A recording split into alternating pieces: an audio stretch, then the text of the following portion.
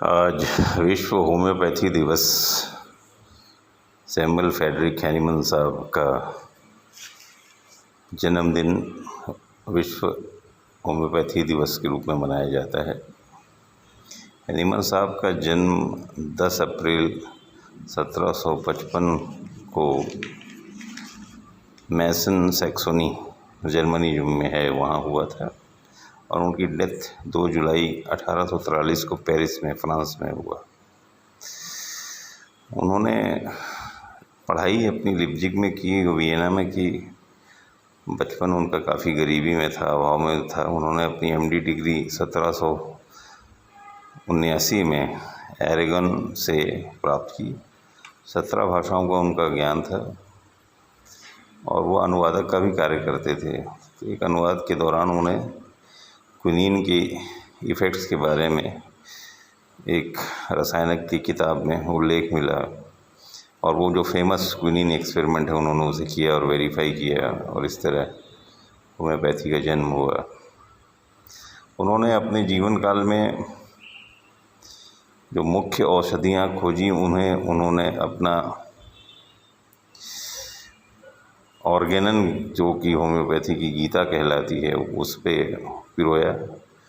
और दूसरी एक किताब उन्होंने बहुत इम्पोर्टेंट लिखी, क्रॉनिक डिजीज़ेस। ऑर्गेनन 5 एडिशंस में लिखी गई। 6th एडिशन उनके वयोवृद्ध होने के बाद, 80+ होने के बाद उन्हें ये लिखा गया, तो उसकी वैलिडिटी पे काफ़ी संशय लोगों को रहता है।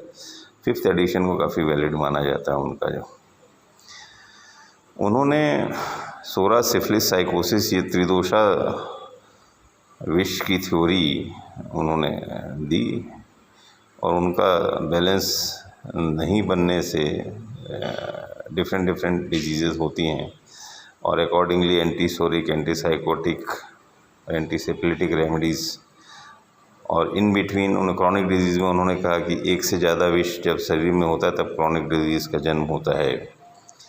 तो अकॉर्डिंगली उन्होंने कॉन्स्टिट्यूशनल मेडिसिन देने की और सिंगल रेमेडी देने की अनुशंसा की।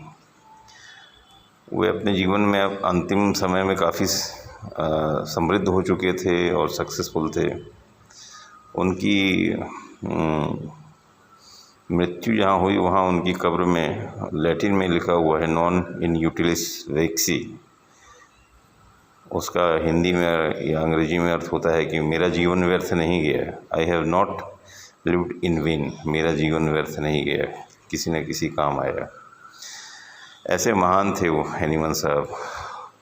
सिंगल ड्रग के पक्षधर थे, मिक्सोपैथी के बहुत ही ज़्यादा अगेंस्ट थे और आज के उनके जो अनुयायी हैं, बड़ा खेद का विषय है कि वो एलोपैथी से ज़्यादा इम्प्रेस रहते हैं। मैं स्वयं एक एलोपैथ हूँ, लेकिन फिर भी मैं उनकी कमिटमेंट्स पे काफ़ी मुझे क्वेश्चन है। अच्छा हो कि जो होम्योपैथी पढ़े वो होम्योपैथी का ध्वजवाहक बने, प्योर होम्योपैथी करे, मिक्सोपैथी, टॉनिक्स ये सब लिखना बंद करे और क्लासिकल हैनीमैनियन पद्धतियों से, महान केंट की पद्धति से होम्योपैथी करे और होम्योपैथी का ध्वज ऊंचा रखे। इन्हीं शुभकामनाओं के साथ जय हैनीमन, जय होम्योपैथी, जय स्वास्थ्य। धन्यवाद।